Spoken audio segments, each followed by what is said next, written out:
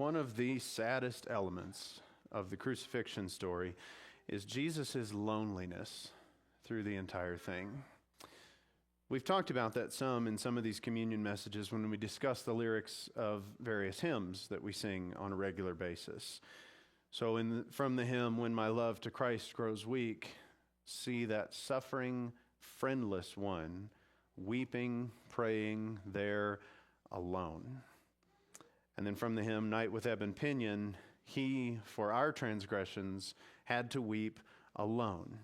No friend with words to comfort, no hand to help was there when the meek and lowly humbly bowed in prayer. Jesus was abandoned, denied, or betrayed by everyone who was close to him that night. And it would seem that he was completely abandoned through the ordeal were it not for one little note that Luke makes for us, that he records for us about a heavenly visitor who was sent to help Jesus that night.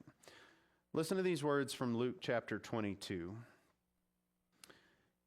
"He came out and went, as was his custom, to the Mount of Olives, and the disciples followed him. And when he came to the place, he said to them, 'Pray that you may not enter into temptation.' And he withdrew from them about a stone's throw and knelt down and prayed, saying, 'Father, if you are willing, remove this cup from me.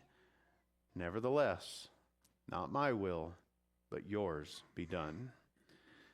And there appeared to him an angel from heaven, strengthening him. And being in agony, he prayed more earnestly until his sweat became like great drops of blood falling to the ground." And the rest of the story goes on to tell us how he came and found the disciples sleeping. And he was arrested immediately after that by the mob.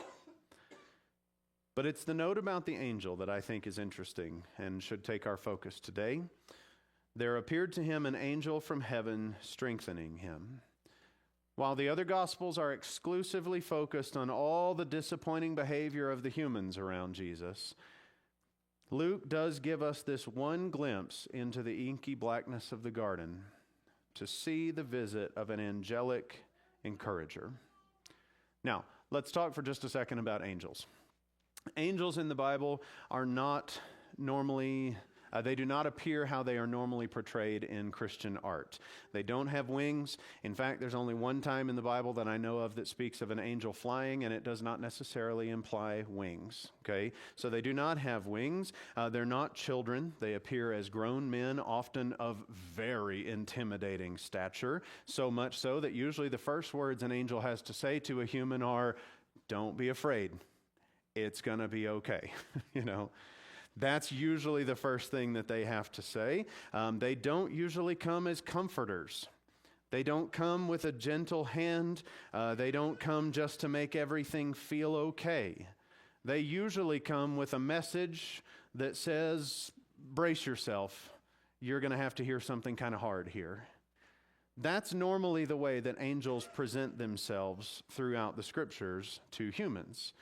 And so here, in the Garden of Gethsemane, when it says that an angel appeared to Jesus, I think it's actually important that we kind of have that image in our minds. Not that this angel is sent to comfort him and to gently just put a hand on his shoulder as he struggles in prayer, maybe to let him know that everything's going to be okay. That's not what the text says in this case. It doesn't say there appeared to him an angel comforting him. It says there appeared to him an angel strengthening him. And I think we need to read that differently. We need to read that for what it is. Luke is the only writer of the Bible who uses this word for strengthen. He uses it in two places. One is right here. The other is in Acts chapter 9, where Paul has been blind for 3 days, and then Ananias comes and Paul's sight is restored, and it says he took some food and he was strengthened. He was strengthened. He was ready to get up and do something again. Those are the only two places in the scriptures where this word is used, and it means exactly what it sounds like. It means to invigorate somebody. It means to strengthen them or give them strength. The Greek language has words for comfort and encourage, but it's not using those words here. What this angel does is come to tell Jesus not that this will be easier than you feared, it won't be. Not to tell him that the rest of tonight won't actually turn out to be that bad, it will be that bad. What he comes to tell him is, you can go through with this. Your Father is with you. This is the plan. This is going to take everything in you tonight, and you will go through with it. This is an element of the same way that the angels appear in their other interactions with other humans, where he shows up, and I think probably the message is something similar to, don't be afraid, brace yourself. You have a job to do for God right now. And it makes sense to me that the angel comes right when he does. Because what did the sentence just before the angel's visit say? It was Jesus' prayer to remove this cup. Now, I know he says, I will still do your will, Father.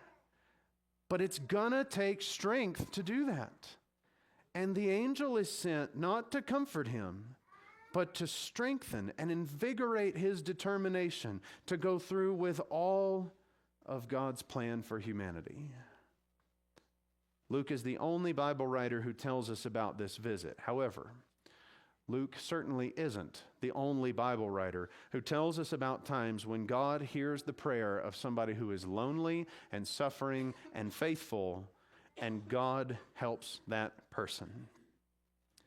He heard, and he sent Moses to lead Israel out of slavery when they cried out in distress. He heard, and he sent the judges again and again and again when the people suffered at the hand of their enemies. God heard, and he sent a priest with a message of hope for a woman named Hannah when she wept that she would never have children. He heard, and he sent Elisha to help Elijah when Elijah was convinced, I'm the only one left faithfully serving God. God heard, and he sent an angel with messages about the future when Daniel was in despair over the state of his people. God heard, and Jesus himself came and stood in the prison cell with the Apostle Paul one night and strengthened him for the task of the next day of preaching. The angel that was sent to strengthen Jesus wasn't nearly the first time that God had heard a faithful one's cry and sent help to someone in need. The angel that visited Jesus is a reminder for us that God is always listening when his people pray, especially when we, like Jesus, call out for the strength not to do my will, but to do your will. Communion, brothers and sisters, reminds us that God cares for each one of us, and that in his care, he has sent a message to strengthen us for the task of this life. And more than that, he has sent his own Son to give us strength and yea, even new life. The body and the blood of Jesus are the message that God sent to us in the distress of sin's captivity. An angel came and strengthened Jesus in his time of suffering, but Jesus himself has come to give us strength and life and to relieve our suffering.